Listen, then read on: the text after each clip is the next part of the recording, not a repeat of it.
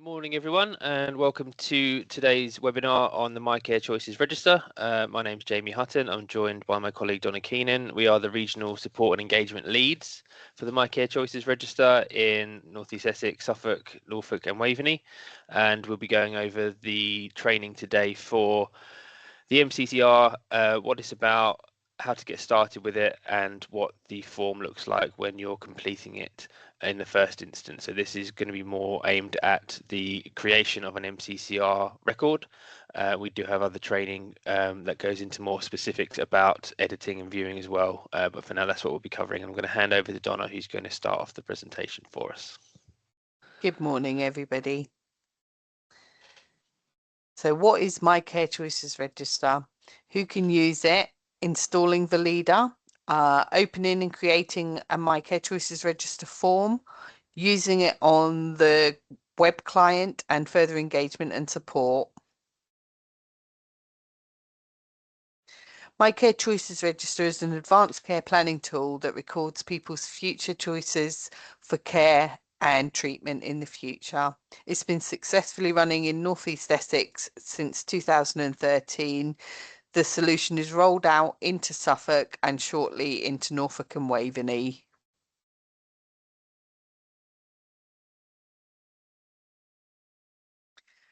My Care Choices Register will capture what matters most to the individual, key information for any person involved in the person's care, including preferences like where they'd like to be cared for, wishes for future treatment and support, who should be involved in decision making, and important information for clinicians and carers.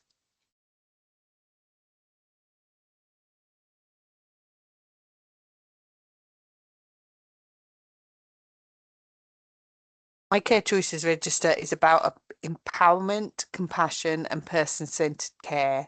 Together, we can ensure that everybody's voice is heard. So, how MCCR works. This is a diagram to show you that the electronic version is only able to be seen by healthcare professionals and care homes. So the patient can have a copy of it printed out, but they cannot access the online version. So 111999 staff will be able to view via the National Record Locator. Care home staff will have some access depending on what their care homes are, and clinicians will have access to create, read and amend.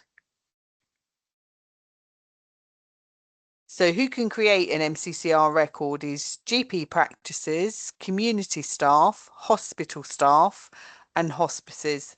You do need to have System 1 or EMIS to be able to create, but if you don't have that facility, you can update and view via the web client.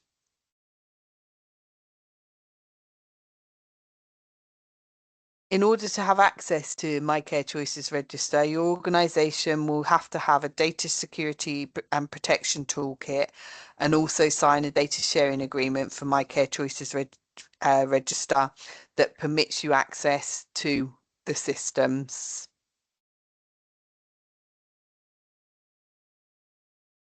We do have a paper form that you can give to people to take away to discuss with their families and put key information on, and then take it to a GP who can then create the record online. That's available on our website, which is mycarechoices.online. Under the professional section, it's in the top right hand corner. You just click on it and download a copy.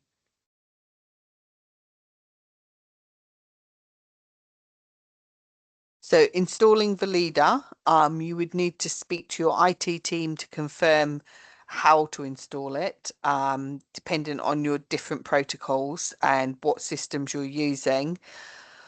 Once it's installed, it can be on any desktop used for patients and MCCR. Once the software is installed, creating an MCCR account is a straightforward process.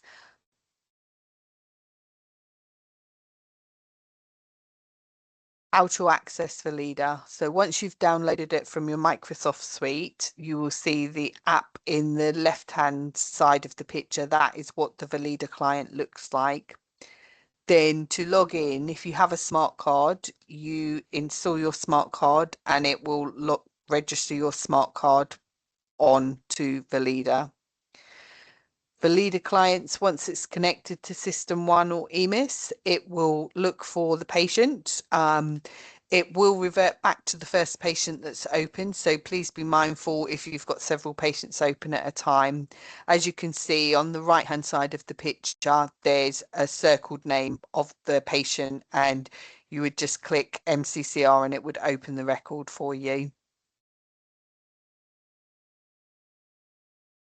So on the actual form, the frailty score, functional score, I'm sorry, is based on the Rockwood frailty score, and that is a drop down box with all 9 stages on there. The MCCR form itself has 14 missing fields when you start it. These are mandatory fields that you cannot save the form until these have been completed. But as you can see on the top of the screen where it says GP practice, there is a red asterisk there. Once you've completed these will turn green and they will drop down on the missing fields. But on some parts of it where you click on that, it will then open up more, but you do have to complete them all to save the form, but it will prompt you to do so. So how to upload a respect form?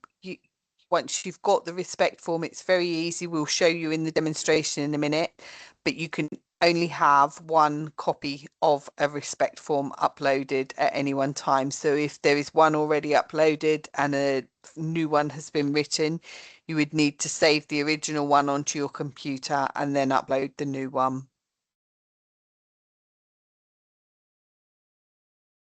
So using My Care Choices Register on the web, we will send you an address on how to do it, and it would be your registered email address, your password, and the ODS code for the practice that you're working from.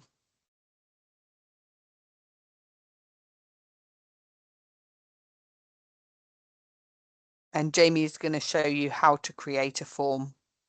Yep, so I'm going to jump out of the presentation slides now. Let's go through a demonstration of what the My Care Choices register form looks like from a System 1 point of view. Here we go. Okay, so this is a test version of System 1 and a test version of the Valida software. So there's no real patients being used today.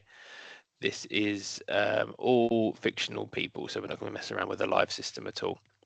So here we've got the Valida client that pops up in the bottom right hand side. You can minimize this, it will keep running in the background, and it will speak to your EPR system, either System 1 or EMIS. We'll come to System 1 and find our test patient, Richard, and bring him up. So he's loaded up on System 1. Valida has instantly started to look for him and brought him up there. So we'll just check our patient name matches who we want to do a form for and click on the MCCR button. This will then bring up the form itself. Again, this comes up in a separate window, so you can move this around. You can put it on a second screen if you're working on 2 screens, and it will work away in the background as well. We'll maximize this just so you can see it. The patient demographics have come straight through from the EPR. We can't amend any of this. This is coded in from our EPR itself. And the first question that we have before we can proceed is about consent. So on the paper form that Donna mentioned, there's a form there to get a consent signature. We can't create an MCCR until that has been signed by the individual. But once it is, we can click this button and that'll open up the rest of the form. And there we see, as Donna's mentioned, we've got 14 mandatory fields to complete to start off with. We may get some more of these depending on the options that we pick. So some options may expand into more mandatory fields, but we'll have a look at what that looks like in a moment. The first mandatory field that we've got is GP practice. Here we can start typing in. It's quite intuitive, so we can just start typing in a single digit and it will start bringing up some results for us. We'll just pick a GP surgery for now. GP will type their name in here. We don't have a field for a GMC number or a qualification number at the moment. We do suggest that that gets put in with the GP details. The form, the fields here that we can complete have no limit to what we can put in there. There's unlimited amount of data that we can include, and that goes for all the fields on the form. So when it comes to questions further down, where we're expanding on the patient's life and the patient's story and their wishes, we can include as much information as we want in those fields. We'll just select the ICB, and as you can see, the mandatory fields are starting to tick down. If we're in a bit of a hurry and we wanted to just complete the basic forms to save the record, we can click through here and it will take us through the form by navigating to each field on the form to complete quickly. As I said before, the fields here which do reflect slightly on the respect form, we are not a replacement for the respect form. We work in conjunction. We expand on some of those questions that are already there. We try to word the questions exactly or as close to the respect form as possible to avoid any confusion. But here is where we can start to store some of the patient's wishes, what they want to happen, what they don't want to happen, and really build upon their individual wishes towards the end of their life. For disability, again, if we click on here, we can start to see some expanded options come through. We can click on some of these if we want to. And we'll move down. As Donna mentioned, the functional status follows the Rockwood Frailty Score. We can select one from here. For diagnosis, we have the option to select just one primary diagnosis. For secondary diagnosis, we can have multiple. If it's not listed, we do have options for other, and we can expand on that within the field here. For current patient status, red, amber, green, and blue. For allergies and sensitivities, we can include all the information here that might be necessary or relevant for any clinicians that need to know this information. For care home details, not all patients will be living in a care home. However, we do class this as a mandatory field. If they're not in a care home, we can say not applicable. Again, for some of these options, if we click on yes, we get the options for more information appear. For prescribing medication, if we click yes, this is an example where we expand into more mandatory fields. We would have to complete those before we finish the form. We're just going to click no for now though. The next section is for the respect form. We're going to say yes, they do have a respect form and it was updated recently. And we're going to attach the most current version. Click on this button to go into our file browser.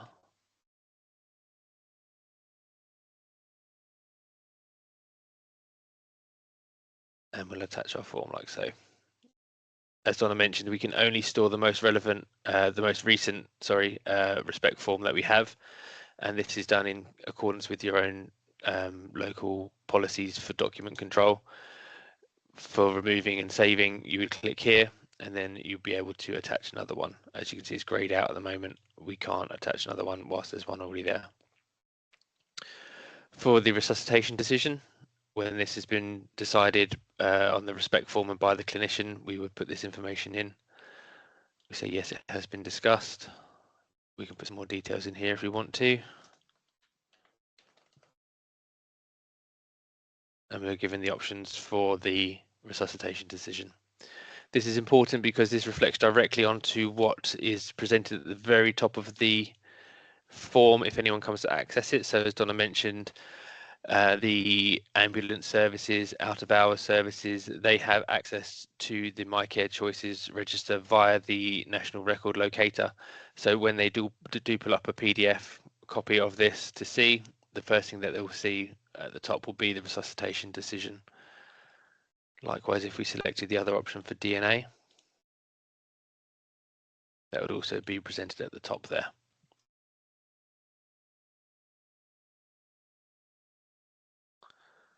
So we'll just go through the rest of the form.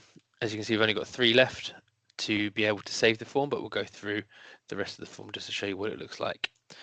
Advanced care plan, is there anything else in place that the patient needs to have included?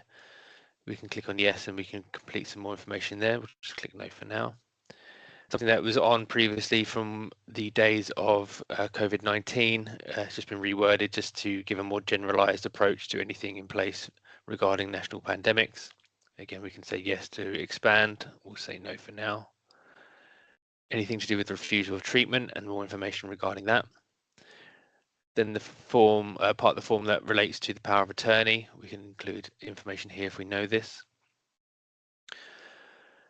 The form, the part of the form for the further information, we can include some email addresses for the individual here. If there's anything locally that you know of, any initiatives that are in your area that you want to provide to the individual to give them any more guidance or any support that you feel they might benefit from, you can include that on this section here.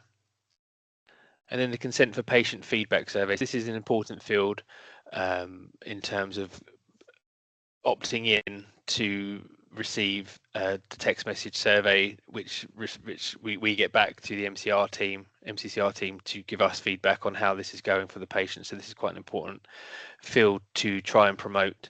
We would hopefully have everyone opted into this. It can be from the patient or a representative, a relative or a friend.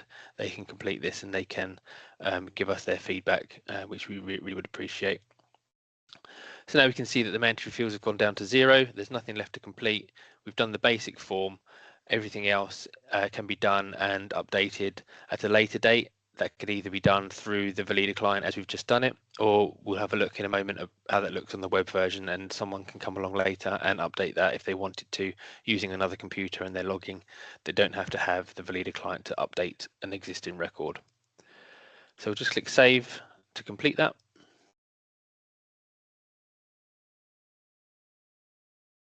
And once it's saved, we get the option to print that out.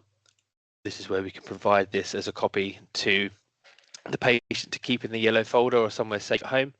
And this is also what the PDF would look like in terms of someone accessing this through the NRL. So we can see the patient demographics at the top, followed by the resuscitation decision below that. So I'll just share a quick view of what it looks like on the web view. It might kick me out because it's probably idled. But we'll log in. Just refresh that. It has been a while since I was on it. There we go. So we type in our patient name. You can type in and search through NHS numbers or first names. We'll open up our patient. And here we can see everything that we've just recorded on the last thing in Valida. So everything that we've just done, we presented exactly the same way on the web version.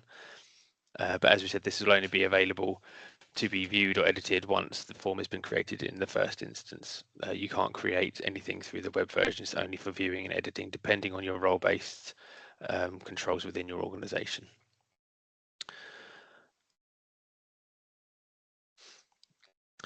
So just wrapping up the webinar training now with the next steps, where we want to go from there and how you can reach out to us if you need any further support or guidance. So really what we want to look at going forward is to really promote this service. We obviously know how beneficial this can be, the way this works in terms of really highlighting and capturing an individual's wishes towards the end of their life, we know is absolutely invaluable. If you are keen to do so, you can nominate someone within your organization to be an MCCR champion, who can be someone that we are in contact with on a more regular basis to sort of feed information to and from. If you've got any queries, to come through them directly to us, and likewise if we have any updates or more training, we can go through yourselves just to promote that as well.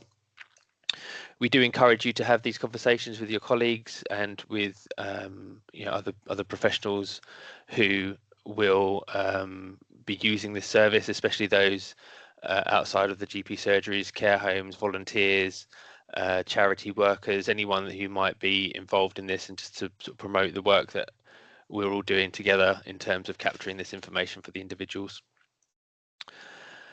If there's any further training sessions, we are going to be promoting those either through online newsletters, through the GP forums, or through the ICB communications. We will also be promoting everything through our own internal through our own social media sites, so LinkedIn and Facebook. We are active on there, and the links will be on the next slide.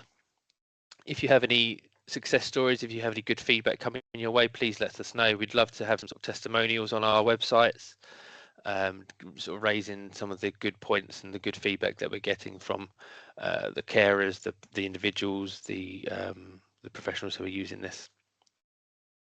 To get in contact with us, on the next slide, there's a few links.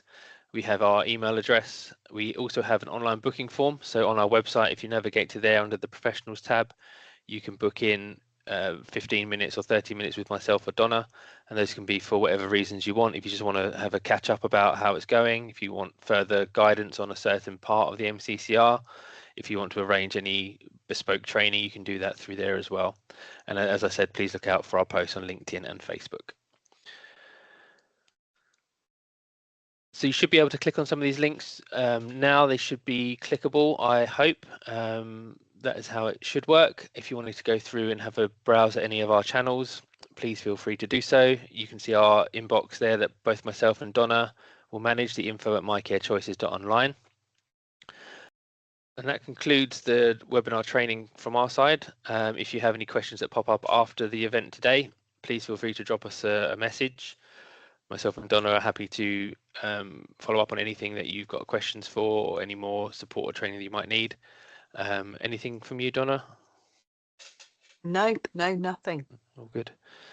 Great. Thank you everyone for coming, and we look forward to working with you soon on this.